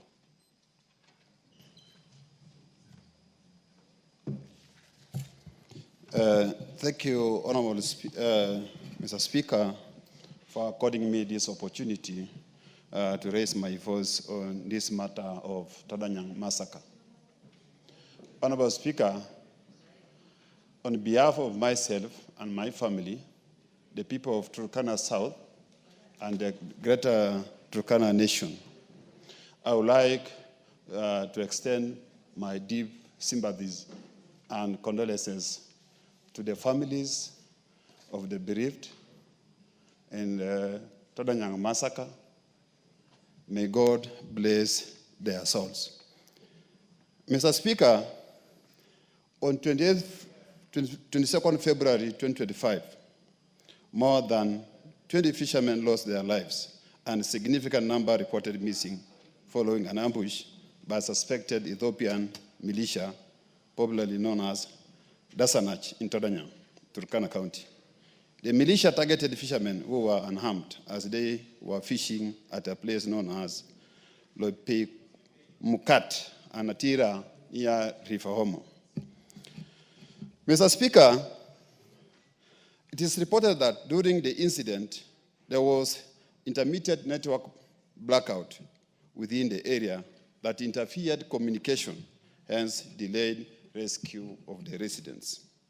It should be noted that Dasanach is an Ethiopian community living in Todanyang area and share the same economic activities with the Turkana people. Todanyang is situated at the shores of Lake Turkana on the northern side and very close to the